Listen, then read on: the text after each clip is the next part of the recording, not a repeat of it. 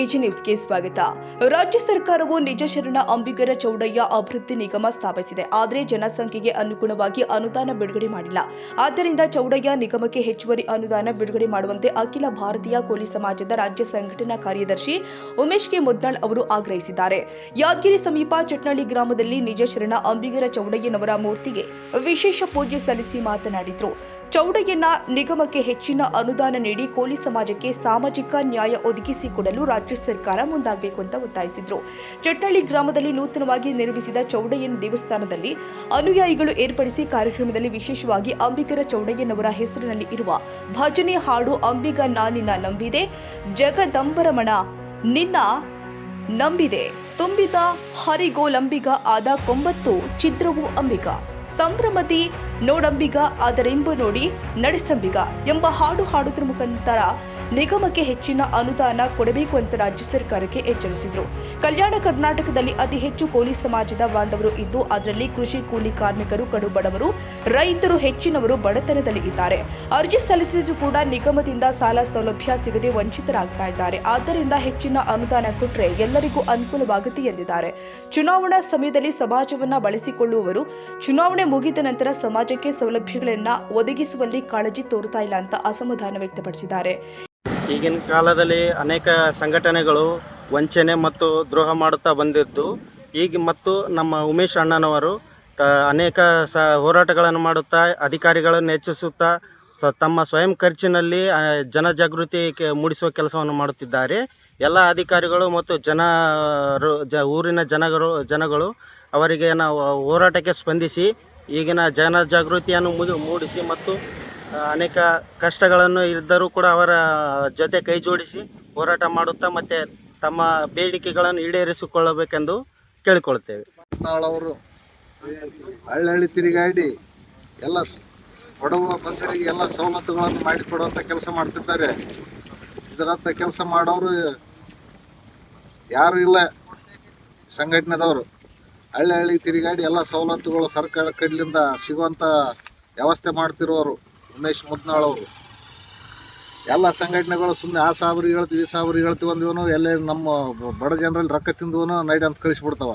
ಇವರು ಅಣ್ಣವರು ಹಂಗಿಲ್ಲ, ಒಂದು 5 ಪೈಸೆ ರೊಕ್ಕ ಯಾರು ಬಲ್ಲಿ ತಿನ್ನೋ ಮಂದಿ ಅಲ್ಲ. ಅವರು ನೇತವಾಗಿ ಕೆಲಸ ಮಾಡೋಂಥ ಅಣ್ಣವರು ಉಮೇಶ್ ಮುದ್ನಾಳ್ ಅವರು.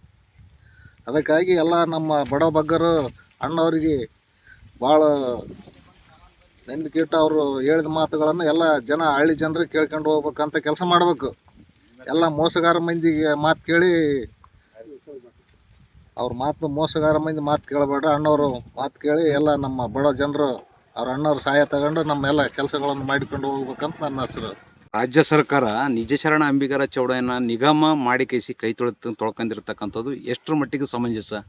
ಇವತ್ತು ನಿಗಮ ಮಾಡಿಕೇಸಿ ಅದಕ್ಕೆ ಜನಸಂಖ್ಯೆ ಅನುಗುಣವಾಗಿ ಅನುದಾನ ಬಿಡುಗಡೆ ಮಾಡಬೇಕಾಗಿತ್ತು. ಇಲ್ಲಿವರೆಗೆ ಏನದ ಸರಿಯಾಗಿ ಜನಸಂಖ್ಯೆ ಅನುಗುಣವಾಗಿ ಅನುದಾನ ಬಿಡುಗಡೆ ಮಾಡಿಲ್ಲ. ವಿಶೇಷವಾಗಿ ಕಲ್ಯಾಣ ಕರ್ನಾಟಕದ ಭಾಗದಲ್ಲಿ ಅತಿ ಹೆಚ್ಚಿನ ಜನಸಂಖ್ಯೆ ಇದ್ದು ಕೃಷಿ ಕೂಲಿ ಕಾರ್ಮಿಕರು, ಕಡುಬಡವರು, ರೈತರೇ ಜಾಸ್ತಿ ಅರ. ಅಂಥವ್ರಿಗೆ ಸಾಲ ಸೌಲಭ್ಯ ಸಿಗಬೇಕಾದ್ರೆ ಅನುದಾನ ಹೆಚ್ಚಿಗೆ ಬಿಡುಗಡೆ ಮಾಡಿದಾಗ ಮಾತ್ರ ಇದು ಸಾಧ್ಯ ಆಗ್ತದೆ. ಇವತ್ತು ತಾಲೂಕಿನ ಯಾದಗಿರಿ ಸಮೀಪ ಇರ್ತಕ್ಕಂಥ ಚಟ್ನಳ್ಳಿ ಗ್ರಾಮದಲ್ಲಿ ಅಂಬಿಗರ ಚೌಡಯ್ಯನ ದೇವಸ್ಥಾನದಲ್ಲಿ ವಿಶೇಷವಾಗಿ ಅಂಬಿಗರ ಚೌಡಯ್ಯನವರ ಆಡೋ ಮುಖಾಂತರ ಭಜನಿ ಮೇಳದ ಮುಖಾಂತರ ಹಾಡೋದ್ರ ಮುಖಾಂತರ ಸರ್ಕಾರಕ್ಕೆ ಇವತ್ತು ಎಚ್ಚರಿಕೆ ನೀಡಿದ್ವಿ. ತಕ್ಷಣ ಮುಂದಿನ ದಿವಸದಲ್ಲಿ ಏನದ ಹೆಚ್ಚಿನ ಅನುದಾನ ನೀಡಿಸಿ ಕಡು ಬಡವರಿಗೆ ಸಾಲ ಸೌಲಭ್ಯಕ್ಕೆ ಅನುಕೂಲ ಮಾಡಿಕೊಡ್ತಕ್ಕಂಥ ಕೆಲಸ ರಾಜ್ಯದ ಮುಖ್ಯಮಂತ್ರಿ ಸರ್ಕಾರ ಮಾಡಬೇಕಂತಕ್ಕಂಥದ್ದು ನಂದು ಆಗ್ರಹ.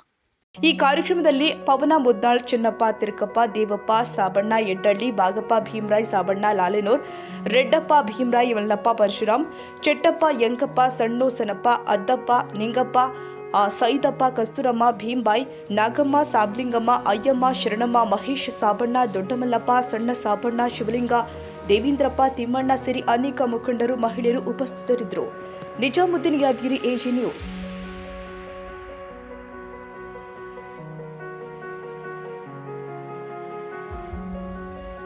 ಕನ್ನಡಿಗರ ಮೆಚ್ಚಿನ ನಿಮ್ಮ ಎಜೆ 24/7 ನ್ಯೂಸ್ ಕನ್ನಡ ವಾಹಿನಿ ಇದೀಗ ಟಿವಿಯಲ್ಲಿ ಲಭ್ಯ.